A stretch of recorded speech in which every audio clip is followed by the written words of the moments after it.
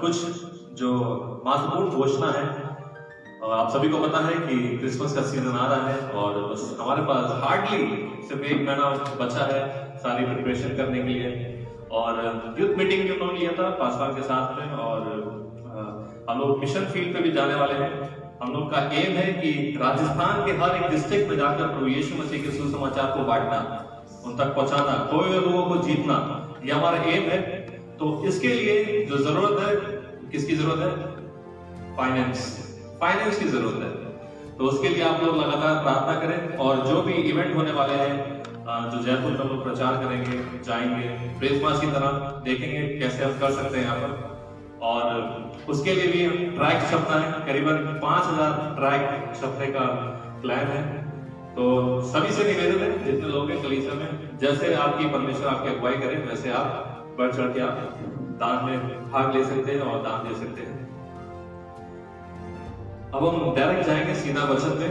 तो मैं अनुरोध करता हूँ दिनेश से कि आके इन वचनों को पढ़ें। गिनती की किताब 22 अध्याय 21 से लेकर 35 वचन। और आज का जो संदेश का जो मेरा शीर्षक है वो ये है, परमेश्वर की ओर सही दिशा में चलना। परमेश्वर की ओर सही दिशा में चलना। और हम देखेंगे कि कैसे हम परमेश्वर की ओर सही दिशा में चल सकते हैं। तब बिलाम भोर को उठा और अपनी गदही पर काठी बांधकर मोआबी हाकिमों के संग चल पड़ा। और उसके जाने के कारण परमेश्वर का क्रोध भड़क कर उठा और यहोवा का दूत उसका विरोध करने के लिए मार्ग रोककर खड़ा हो गया। वह अपनी गदही पर सवार होकर जा रहा था और उसके संग उसके 2 सेवक थे। और उस गदही को यहोवा का दूत हाथ में नंगी तलवार लिए हुए मार्ग में खड़ा दिखाई पड़ा। तब गदही मार्ग छोड़कर खेत में चली गई। तब बिलाम ने गदही को मारा कि वे मार कर फिर आ जाए। तब यहोवा का दूत दार की बारियों के बीच की गली में, जिसके दोनों ओर बारी की दीवार थी, खड़ा हुआ।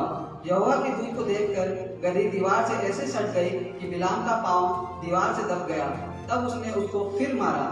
तब यहोवा का दूत आगे बढ़कर एक सकरे मार्ग पर खड़ा हुआ, जहाँ ना तो दाहिने और हटने की जगह थी और ना बाएं ओर। वहाँ यहोवा के दूत को देखकर गदही बिलाम को लिए दिए बैठ गई। फिर तो बिलाम का कोप भड़क उठा और उसने गदही को लाठी से मारा।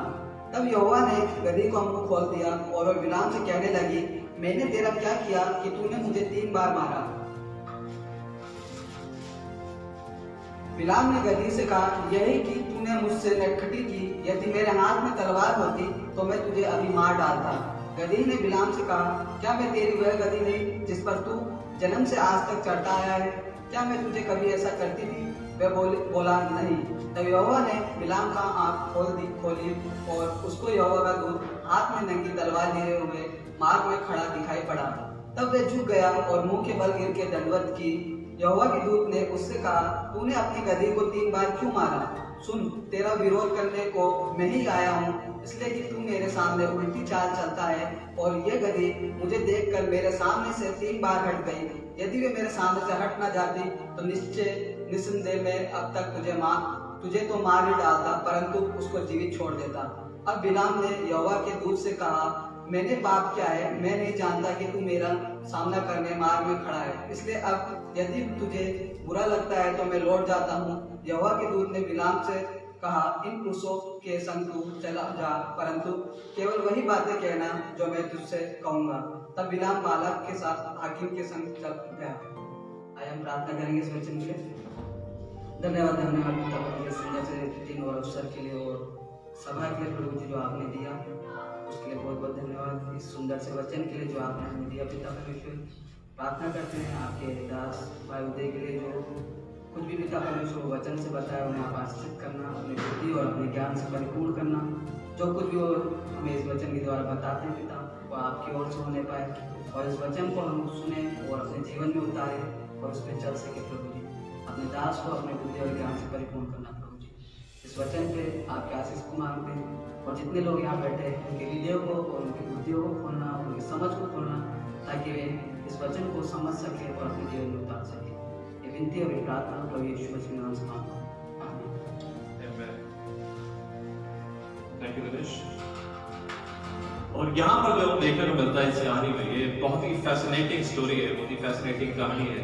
और यहाँ पर एक व्यक्ति है जिसका नाम है बालाम, और ये परमेश्वर का क्या है, परमेश्वर पर विश्वास करने वाला व्यक्ति है, ठीक है, इसे भविष्यवक्ता भी कहते हैं, ठीक है, ये परमेश्वर पर विश्वास करने वाला व्यक्ति है। और यहाँ की जो बैकग्राउंड की स्टोरी है मैं आपको थोड़ा सा बताना चाहता हूँ ताकि संदेश को समझ में आए कि क्या यहाँ पर क्या कहानी चल रही है। मिस्र देश से इजराइल जो है वो निकल के आ रहा है, ठीक है, और मिस्र देश से जब बलवाई से निकल के आ रहा है, मिस्र देश से आगे बढ़ता चला जा रहा है, तो बीच में काफी राज्य मिलते हैं, काफी लोग मिलते हैं जो उनके विरोध में खड़े होते हैं, उनके सामने आते हैं। और धीरे धीरे जो है ये मिस्र देश के जो लोग होते हैं, इजरायली लोग जो होते हैं, ये धीरे धीरे उनको हराते हुए जाते हैं, उनको हराते हुए, और उनकी जो पॉपुलेशन है वो धीरे धीरे उनकी बढ़ती जाती है, और ये बहुत ज्यादा फैल जाते हैं। अगर हम 20-21 अध्याय में जाएंगे, अगर 21 अध्याय में हम देखेंगे, सॉरी अगर इसी 22 अध्याय में अगर पढ़ेंगे शुरुआत से, जो 1 से लेकर अगर 20 तक हम पढ़ेंगे, हमने अभी 21 से पढ़ा है, 21 से 35, अगर 1 से 20 तक पढ़ेंगे तो वहां पर आपको देखने को मिलेगा कि वहां पर एक राजा है जिसका नाम है बलाक। बलाक एक राजा है जो भयभीत है, जो डरा हुआ है ये देखकर कि इजरायली देश लोगों की, इनकी सेना कितनी बड़े लोग, कितने लोग ज्यादा गिनती में कितने ज्यादा हो गए। और उसने ये भी सुना है कि ये जहां पर भी जाते हैं इनके साथ क्या होता है, ये सबको हरा देते हैं, और हरा देने के बाद उसको उस जगह पर कब्जा कर लेते हैं। तो सबको पता है, राइट। तो यहाँ पर ये बैकग्राउंड का स्टोरी है, और बड़ी से इजराइल लोग आ रहे हैं, इजराइल देश आ रहा है, राइट, इजराइल देश आ रहा है, मिस्र देश से बाहर निकलते हुए आ रहा है। और यहाँ पे बालाक है जो राजा है, उसको डर लग रहा है क्योंकि उसी देश में होकर जो है इजराइली लोग निकलेंगे। तो जो बलाक राजा होता है वो अपनी सामर्थ का इस्तेमाल करते हुए, अपनी बुद्धि का इस्तेमाल करते हुए कहता है कि जाओ, अपने जो उनके राजदूत होते हैं, जो सेनापति लोग रहते हैं, उनसे वो कहता है कि जाओ बलाम को बुला के लेकर आओ, बलाम को लेकर आओ, क्योंकि बलाक को ये पता था कि ये जो है, ये जो व्यक्ति है, जो भी ये कहता है वो हो जाता है, जो भी कहता है वो हो जाता है। तो इसीलिए बलाक को बुलाने के लिए बलाक आदेश देता है, कहता है उसके पास जाओ और उसको बुला के लेकर आओ ताकि वो श्राप दे। किसको श्राप दे? इजराइल को श्राप दे, ताकि ये लोग जो है अपने बीच ये हमारे राज्य में प्रवेश ना करने पाए, हमारे स्थान में प्रवेश ना करने पाए, ठीक है। तो इसलिए वो कहता है बलाम से कि तुम श्राप दो इन लोगों को। तो बलाम जो है वो मन में सोचता है, वो कहता है ठीक है। उसके बाद दूता लोग आते हैं, राजदूत लोग आते हैं, सेनापति लोग आते हैं, कहते हैं ठीक है, लेकिन उससे पहले मैं अपने यहोवा परमेश्वर से तो पूछ लूं कि मुझे क्या करना चाहिए। और फिर वो जाता है, प्रार्थना करता है शायद, और परमेश्वर उसको बताता है कि तुम्हें क्या करना है, तुम्हें इजराइल देश के लोगों को तुम्हें श्राप नहीं दोगे, क्योंकि वो पहले ही आशीष के भागीदारी हो चुके थे, वो आशीष के भागीदारी पहले ही हो चुके थे। तो जो बलाम होता है वो उनसे कह देता है कि आप रात भर हमारे साथ ठहरिए और कल मैं आपको बताता हूँ। तो रात में पूछ के बताता है। उसके सुबह जब हो जाती है तो उनको कह देता है कि देखिए मैं यहोवा परमेश्वर से मैंने प्रार्थना करी और उन्होंने कहा है कि ये मुझे काम नहीं करना है। तो वो लोग लौट जाते हैं, राजदूत सिपाही लोग होते हैं सब लौट जाते हैं और जाके बलाक को जाके बता देते हैं, राजा बलाक को, कि देखिए हम तो गए थे वहां पर बताने के लिए, कहने के लिए, लेकिन उसने कह दिया कि हम ये काम नहीं करेंगे, हमको श्राप नहीं देंगे। उसके बाद बलाक राजा जो है वो बहुत ही बुद्धि का इस्तेमाल करते हुए कहता है ऐसा है, आपकी अपने अच्छे लोगों को भेजूंगा और बुद्धिमत्ता वाले लोगों को भेजूंगा और मैं उसे लालच दूंगा। क्या दूंगा? लालच दूंगा। अगर 17 वर्ष पढ़ेंगे वहां पर लिखा हुआ है 17 वचन में, 22 के 17 में कहता है तो फिर वो शायद संपत्ति या धन या कोई उसको लालच देने के लिए वहां पर उसके सेना फिर से आते हैं, उसके लोग, राजदूत लोग आते हैं, सेनापति लोग आते हैं और फिर से जाते हैं और बलाम के पास वो कहते हैं देखो भाई हमारे पास देखिए इतनी ये सब संपत्ति देखो आपको मिल सकता है। देखिए यहाँ पर मैं इसको क्या कर रहा हूँ, स्टोरी बना रहा हूँ, स्टोरी टेलिंग बता रहा हूँ। यहाँ पे एग्जैक्टली एज इट इज लिखा नहीं है। तो देखो तुमको एक बार राजा ने रिक्वेस्ट करा है, बोला है और वो कह रहा है कि हम आपको बड़ा सम्मान देंगे, ऐसा लिखा हुआ है। देखिए 17% लिखा, क्योंकि मैं निश्चय तेरी बड़ी प्रतिष्ठा करूंगा और जो कुछ तू मुझसे कहे वही मैं करूंगा। देखिए ये वादा दे दिया, ये बलाक राजा ने उसको वादा दे दिया। अब जो है, जो बलाम के दिल में युद्ध स्टार्ट हो गया, और ये जो युद्ध स्टार्ट हुआ है ये हमारे साथ भी कहीं पर होता है। युद्ध स्टार्ट क्या हो गया कि वो जानता था कि परमेश्वर ने मना करा है कि ये इजराइल के दोस्त लोग जो है ये आशीष पाए हुए लोग हैं, लेकिन अब क्योंकि मेरे पास एक अच्छा ऑफर आ रहा है, मेरे पास बहुत बढ़िया ऑफर आ रहा है कि राजा ने कहा जो कुछ कहेगा वो मैं कर दूंगा तेरे लिए और तेरे प्रतिष्ठा करूंगा, तो एक उसके लिए एक टेम्पटेशन जैसा था, क्या था, एक लालसा उसके जीवन में आई, और वो लालसा की तरफ धीरे धीरे इंक्लाइन करते हुए चला गया। धीरे धीरे लालसा की तरफ उसके कदम जो थे बढ़ने लगे। जैसा कि मैंने कहा कि आज का जो संदेश है, परमेश्वर की ओर सही दिशा में चलना, ये व्यक्ति एक विश्वासी व्यक्ति की तरह है। एक परमेश्वर को जानता है, परमेश्वर की आवाज को जानता है, परमेश्वर के वचन को जानता है, परमेश्वर के हृदय को जानता है, परमेश्वर के मन को जानता है। फिर भी जब लालसा इसके दरवाजे पे दस्तक देती है तो क्या करता है, उस दरवाजे को खोल देता है। अपने जीवन में हम सब लोग सही दिशा में चलना चाहते हैं, चाहे वो पढ़ाई का मार्ग हो तो हम चुनना चाहते हैं कि हम क्या पढ़ के क्या बनेंगे। ऐसा ना हो ये पढ़ाई करके हम गधा बन गए, ये पढ़ने से ऐसा हो जाएगा। माता पिता लोग हमारी एडवाइस देते हैं कि देखो ढंग से पढ़ाई करो, ये करोगे तो ये हो जाएगा, डायरेक्शन देते हैं, राइट। अगर कोई बच्चा होता है, माता पिता ऑब्वियसली उसके पास फ्रीडम होता है, वो बच्चा चाहे कुछ कर सकता है, बड़ा होता है तो फिर और फ्रीडम हो जाता है उसके पास।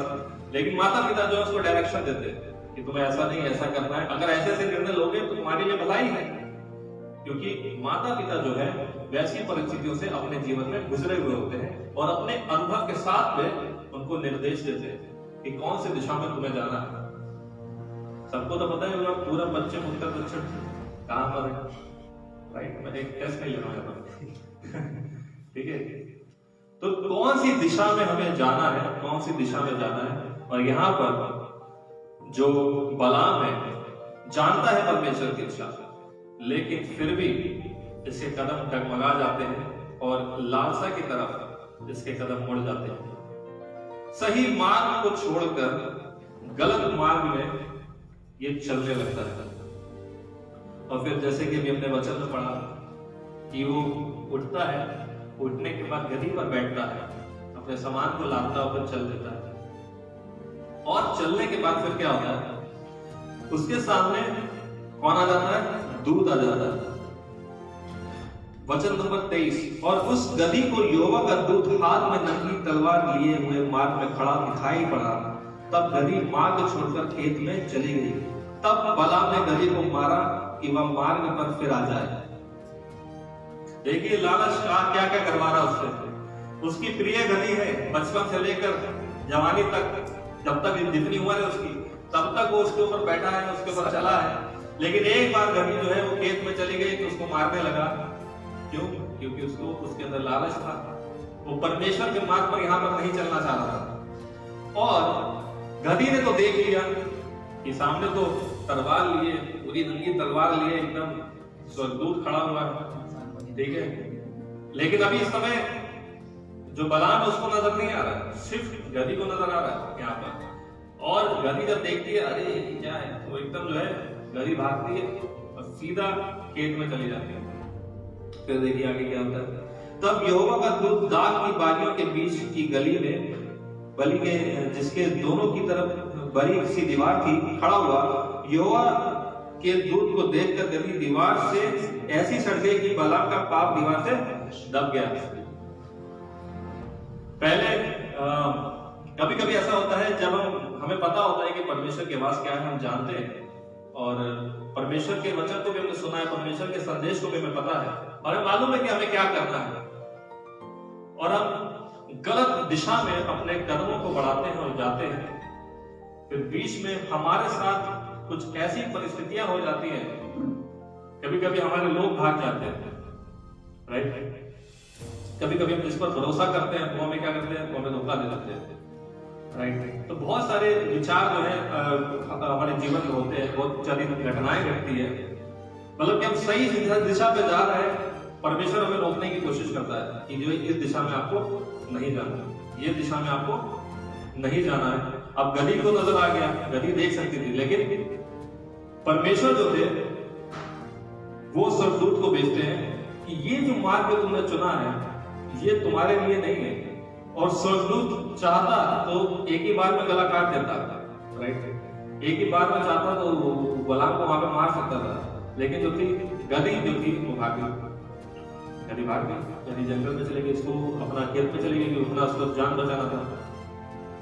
हम अपने जीवन में जब गलत मार्ग में कदम रखते हैं, चाहे जो पाप के प्रति जब हम चलते हैं, पाप की ओर जब हम चलते हैं, ठीक है, संसार की ओर जब चलते हैं, तो कई बार क्या होता है, आपके जो अच्छे लोग हैं वो आपको छोड़ देते हैं। क्यों अच्छे लोग क्यों छोड़ देते हैं आपको? क्योंकि अच्छे लोग आप पर भरोसा करते हैं, राइट। अच्छे लोगों की संगति, अगर आप मान लीजिए पाप करते हैं, पाप की दुनिया में जा रहे हैं, मैं आपको छोड़ दूंगा, मैं आपके साथ संगति नहीं रखूंगा, क्योंकि मुझे पता है कि आप गलत दिशा में जा रहे हैं, ठीक है। और क्योंकि आप गलत दिशा में जा रहे हैं तो मैं कोशिश करूंगा आपको बचाने की, अब कहूंगा, आपको समझाऊंगा, बताऊंगा कि देखो ये मार्ग मेरी सही नहीं है।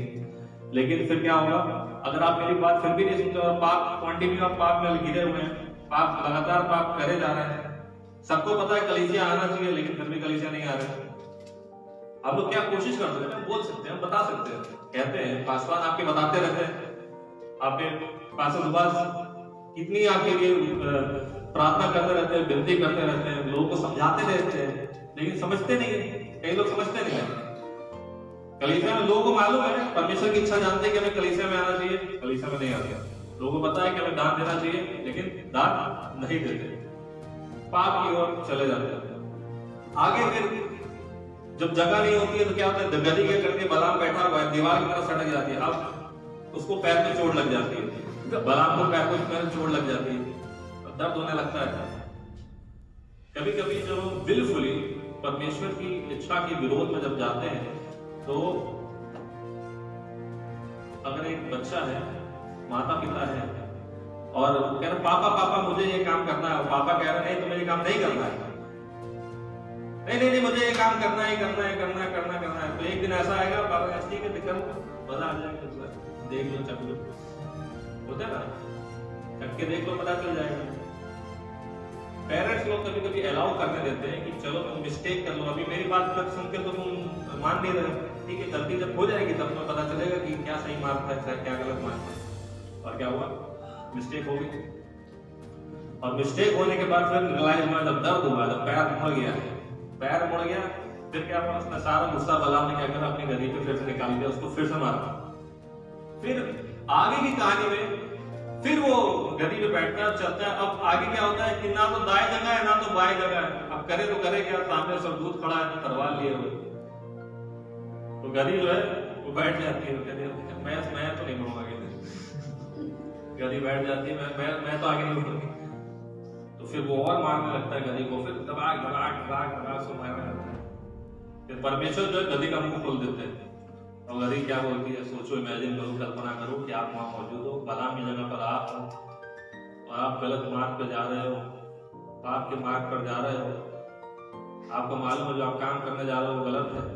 यहोवा की आवाज वाणी आप सुन चुके हो पहले, यहोवा ने कहा है कि वो लोग आशीष पाए हुए लोग हैं, उनको श्राप नहीं देना है, तो वहां पर आप मौजूद हो जहाँ पे न दाएं है जगह न बाएं है, और आपकी गधी बैठ गई है, और गधी आपसे कहती है हेलो भैया क्यों मार रहे हो, मैंने क्या करा तुम्हारा, क्या मैं वो गधी नहीं जो बचपन से तुम्हारे साथ में हूं। बलाम कहता है कि अगर मेरे हाथ में इस समय तलवार होगी तो मैं तुझे मार देता। सोचिए, गधी बात कर रही है और वो कह रहा तलवार होगी तो मार देता, मैं तो डर के मारे भाग जाता वहां से। कोई कल्पना करिए, गधी आगे और आपसे करिए hello pastor ji praise the lord, इतने में हालत खराब हो जाएगी, क्या है ये। वहां पर जो गधी आ रही है, गधी बलाम से कह रही है, बात कर रही है, मुझे क्यों मार रहे हो, इतना सुनते ही मैं तो हड़बड़ा जाता, कैसे ये बात कैसे कर सकती है, कैसे बोल सकती है। लेकिन वहां पे ध्यान से देखो, उसको बलाम कह रहा है, उसको समझ ही नहीं आ रहा है, बुद्धि खराब हो गई है। और पाप, लालसा, व्यभिचार, झूठापन, घमंड कई बार में क्या कर देता है, हमें हमारी बुद्धि को नष्ट कर देता है, दिखना भी बंद हो जाता है, सोचने समझने की शक्ति भी जो है हमारी खत्म हो जाती है। इतना ये लालच में बढ़ गया, इतना लालच में पड़ गया, तो इतने शक्ति की शक्ति खत्म हो जाती है, राइट। और बलाम कह रहा है इस गधी से, तलवार होती तो मैं काट देता। तो गधी कहती है, मैं बचपन से तुम्हारे साथ में हूं, क्या मैंने कभी तुम्हारे साथ ऐसा करा है? बलाम कहता है नहीं। तब यहोवा परमेश्वर उसकी आंखों को खोलते हैं और उसको दिखाई देने लगता है कि सामने सरदूत खड़ा है तलवार लिए हुए। तब उसको अपनी गलती का रियलाइज होता है कि जो मैंने किया, मैंने परमेश्वर के विरोध में पाप किया। परमेश्वर की ओर सही दिशा में चलना, कैसे हम परमेश्वर की ओर सही दिशा में चल सकते हैं? जब हम संपूर्ण पूरी तरीके से चारों तरफ से अपने दुश्मनों से घिरे हुए हैं। दुश्मन हमारे साथ में भी रहता है, खाता है, सोता है, पीता है, राइट। कौन है वो दुश्मन? आपका देह। आपका देह आपका विरोधी है, वो आपके साथ में रहता है, साथ में चलता है। आपका पुरानी पापी स्वभाव आपके साथ में है, वो आपके विरोध में है। कैसे हम पुराने पापी स्वभाव की ना सुनकर परमेश्वर की ओर, परमेश्वर की आत्मा की आवाज को सुनते हुए हम आगे बढ़ सकते हैं? कैसे ये मुमकिन है? इस संसार में चारों तरफ हम पूरे संसार के लोगों से भरे हुए हैं। काम पे जाने जाओ तो संसार के लोग भरे हुए हैं, घर पर आओ टीवी खोलो तो वो भी संसार के लोग भरे हुए हैं। कुछ भी करो, जहां देखो वहां आपको भटकाने के लिए लोग जो है खड़े हुए हैं। और फिर जो सच्चे लोग हैं, सच्चाई जानते हैं, उनको पता है कि एक दिन आएगा जो जजमेंट डे होगा, तलवार लटकी होगी हमारे ऊपर, फिर क्या होगा? फिर हमारा लेखा जोखा में देना होगा। यहां पर बलाम परमेश्वर की इच्छा को जानता है, उसको पता है परमेश्वर ने क्या कहा, फिर भी जो है वो परमेश्वर के विरोध में चला जाता है, क्योंकि लालसा उसके जीवन में बहुत बड़ी हो जाती है। तो कैसे हम परमेश्वर की ओर सही दिशा में चल सकते हैं? भजन संहिता 119 का 105, कोई जब जोर आवाज पढ़ेंगे भजन संहिता 119 का 105। परमेश्वर की ओर सही दिशा में चलने के लिए सबसे ज्यादा जरूरी है हमारे जीवन में परमेश्वर का वचन। अगर हम परमेश्वर का वचन जानते हैं, परमेश्वर का वचन अगर हमें पता है, तो हम सही दिशा में चलेंगे। यस। तेरा वचन मेरे पांव के लिए दीपक और मेरे मार्ग के लिए उजियाला है। तेरा वचन मेरे पांव के लिए दीपक और मेरे मार्ग के लिए क्या है?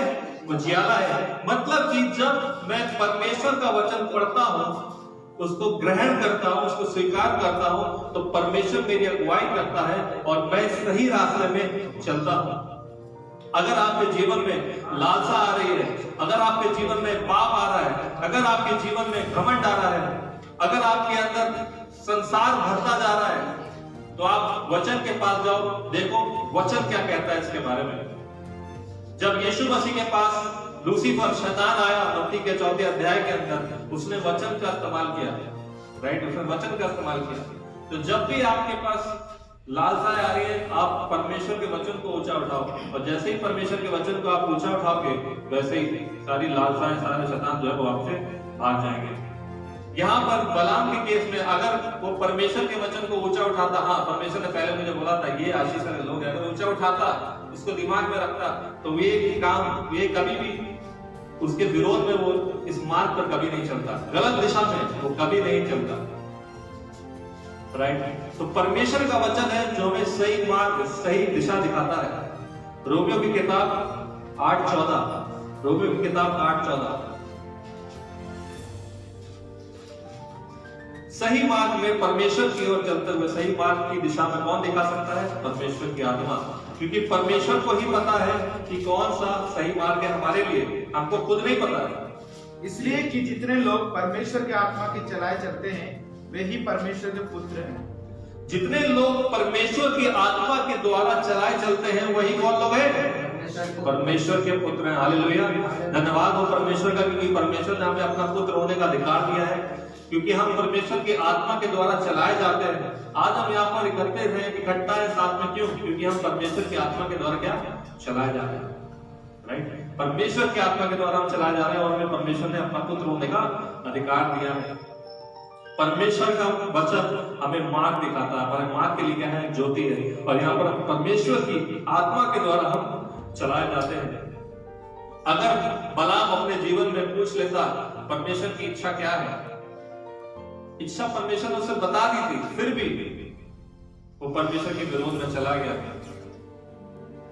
परमेश्वर की आत्मा जो है वो हमारी अगुवाई करती है। बाइबल में ये भी लिखा है कि आत्मा तो चाहती है लेकिन शरीर जो है क्या, दुर्लभ है, कई बार दुर्बल है। कई बार क्या होता है, हमारा जो शरीर है वो वीक है, ठीक है, दुर्बल है, और शरीर में हम फंस जाते हैं। शरीर की बातों पे ज्यादा हम ध्यान लगाते हैं और सोचते हैं कि अच्छा कैसे दिखना है, अच्छे कपड़े पहनना है, मेकअप करना है, और बाल बनाने हैं बढ़िया से, और चश्मा लगाना है, जूते पहनना है, ये सब करना है। ये सबसे ज्यादा जरूरी है, इसका ज्यादा मुझे ध्यान रखना है, जो खत्म होने वाला है एक दिन, इसका ज्यादा ध्यान देना है, ना कि अपनी आत्मा का। अपनी आत्मा को श्रृंगार नहीं करना है। परमेश्वर ने नया हृदय दिया है, सुबह सुना था, नया हृदय दिया है, नई आत्मा दी है, नया जीवन दिया है, नई सृष्टि घोषित करा है। उसका श्रृंगार नहीं करना है, श्रृंगार करना है अपने हाथों का, अपने चेहरे का, अपने बॉडी का एक्सरसाइज करना है, जिम करना है। अभी बहुत लोग जिम करने चले गए, इधर नहीं आ रहे हैं, कलीसिया में नहीं आ रहे, जिम करने चले गए। तो इसका मुझे श्रृंगार करना है, लेकिन जो परमेश्वर ने दिया है उसका कोई मूल्य नहीं है। नए जीवन का कोई मूल्य नहीं है, नए हृदय का कोई मूल्य नहीं है, नए सृष्टि का कोई मूल्य नहीं है। सही मार्ग में कैसे चलोगे? परमेश्वर के वचन के द्वारा, परमेश्वर की आत्मा के द्वारा। अगर आप वचन की नहीं सुन रहे हो तो आप तो सही मार्ग में चल ही नहीं सकते। अगर आपको वचन पता ही नहीं है, पहली बात तो पता करो वचन है क्या, पहले तो पढ़ो। जब तक पढ़ोगे नहीं तब तक तो मुझे परमेश्वर की इच्छा क्या है, सही मार्ग क्या है, मुझे पता ही नहीं चलेगा। तो परमेश्वर के वचन को पढ़ना है और परमेश्वर की आत्मा के द्वारा क्या करना है, चलना है। होशे की किताब 14:9, होशिया 14:9।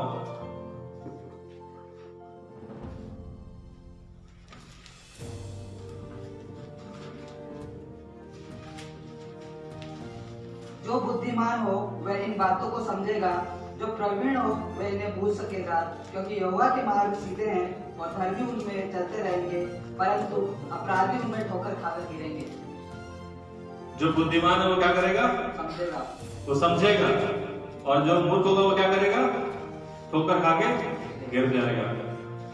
अगर आप बुद्धिमान व्यक्ति हैं तो इन बातों को आप समझोगे कि परमेश्वर का वचन मेरे लिए कितना जरूरी है, और नई आत्मा के द्वारा अपने जीवन में सही मार्ग पर चलना कितना जरूरी है। अगर बुद्धिमान होंगे तो आप समझ पाओगे कि आपको कौन सा रास्ते चलना है, और अगर मूर्ख होगे तो ठोकर खा के गिरोगे। परमेश्वर का वचन हमें सही मार्ग दिखाता है, परमेश्वर की ओर ले चलता है। परमेश्वर की आत्मा हमें सही मार्ग बताती है, सही दिशा बताती है परमेश्वर की ओर चलने के लिए। कलीसिया आपको सही मार्ग बताती है, दिखाती है परमेश्वर की ओर चलने के लिए। आपके पासवान जो है वो आपको सही मार्ग बताते हैं चलने के लिए। जब आपके जीवन में कठिनाइयां आती हैं, परेशानियां आती हैं और आपको पता नहीं होता है कि आपको क्या निर्णय लेना है अपने जीवन में, कभी कभी ऐसी परिस्थितियां आ जाती हैं जिसका सामना हम खुद नहीं कर सकते। कई बार हम खुद अपने आप से निर्णय नहीं ले सकते और हमें सलाहकार की जरूरत होती है। तो पासवान से बड़ा सलाहकार तो कोई है नहीं, क्योंकि पासवान परमेश्वर के वचन को जानता है और वो अपनी परमेश्वर की आत्मा के द्वारा चलाया गया है, उसने अपना जीवन वैसा व्यतीत किया है, उसके पास अनुभव है।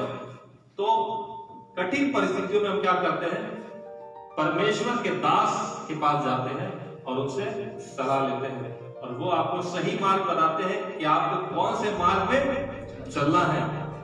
आपके पासवान आपको सही मार्ग बताते हैं कि आपको कौन से मार्ग में चलना है। नीति वचन का 11 अध्याय उसका 14वां वचन।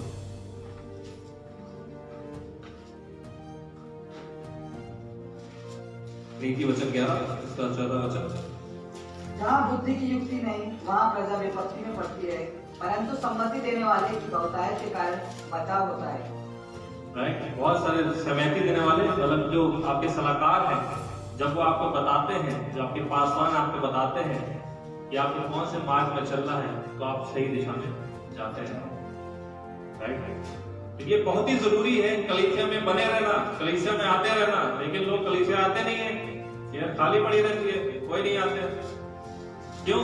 क्योंकि उनको दिशा दे रहे हैं बाहर के लोग, संसार उन्हें दिशा दे रहा है। जो उनका देह है, शरीर है, पापा पुराना पापी स्वभाव है, वो उनको क्या कर रहा है? दिशा दे रहा है। दिशा लेने गए इसलिए नहीं आए यहाँ पर। यहाँ आते तो दिशा मिलती, परमेश्वर की दिशा चलना पड़ता। परमेश्वर ने कहा है वो मेरे लोग हैं, ठीक है, उनको मैंने आशीष की, वो आशीष के भागीदारी है। लेकिन नहीं, दिशा लेने गए बाहर, कलीसिया नहीं आ रहे हैं, कलीसिया नहीं जाएंगे, बहुत मान काम कर रहे हैं, बाहर से दिशा ले रहे हैं। तो परमेश्वर का वचन आपको दिशा देता है, सही मार्ग बताता है, कौन से मार्ग पे चलना है। परमेश्वर की आत्मा आपको सही मार्ग बताती है। आपको पता होगा, आपका मन में पीछे से आवाज आ जाएगी, ये मार्ग यहां चलना है। जब परमेश्वर की आत्मा पवित्र आत्मा से बात करते हैं तो हमको पता होता है, और लिखा हुआ है, do not quench the Holi spirit, पवित्र आत्मा को मत बुझाओ। जब आप लगातार पाप करते रहते हो तो क्या होता है? पवित्र आत्मा से बात करना बंद कर देता है। इफिसियों के 5:18 में लिखा है, be filled with the Holi spirit, पवित्र आत्मा से भरे रहो, पवित्र आत्मा से भरे रहो। पहला कुरिन्थियों 6:19 में लिखा है, your body is the temple of the Holi spirit, तुम्हारा जो देह है वो पवित्र आत्मा का मंदिर है। राइट? नीति वचन का 3रा अध्याय 5 और 6 कुछ वचनों को पढ़ेंगे फटाफट। नीति वचन का 3, 5 से 6। तू अपनी समझ का सहारा न लेना, वरन संपूर्ण मन से यहोवा पर भरोसा रखना, उसी को स्मरण करके सब काम करना, तब वह तेरे लिए सीधा मार्ग निकालेगा। तू अपनी समझ का सहारा मत लेना। अगर सही मार्ग पे चलना चाहते हो तो अपनी बुद्धि का, अपने जो गणित है ना, गणित का इस्तेमाल मत करना, अपना गणित मत लगाने लगना। 2+2, परमेश्वर 2+2 को 2 करोड़ भी कर सकता है, ठीक है, 2 करोड़ भी कर सकता है। अपनी बुद्धि का सहारा मत लेना, क्योंकि आपको नहीं पता कि मेरे लिए मार्ग क्या, कौन सा सही है, सिर्फ परमेश्वर ही जानता है।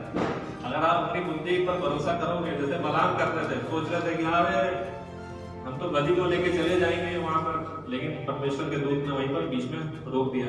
उसको pre incarnation of Jesus Christ भी बोलते हैं कि यीशु मसीह का चित्र पुराने नियम में दर्शाया गया, ठीक है। यीशु मसीह पुराने नियम के अंदर, यहाँ पर वो स्वर्गदूत और कोई नहीं जो तलवार लिए हुए, वो यीशु मसीह है, क्योंकि बलाम झुक जाता है आराधना करने के लिए, उससे आगे स्वर्गदूत बना नहीं मिल पाता, ठीक है। तो ये यीशु मसीह का चित्र है यहाँ पर। नीति वचन का 16:9, नीति वचन का 16:9। मनुष्य मन में अपने मार्ग पर विचार करता है, परंतु यहोवा उसी के पैर को स्थिर करता है। मनुष्य अपने मन में क्या करता है? पहले से योजना बना लेता है, मनुष्य सोच विचार लेता है कि मुझे क्या करना चाहिए, क्या नहीं करना चाहिए, लेकिन सिर्फ परमेश्वर ही है जो पैरों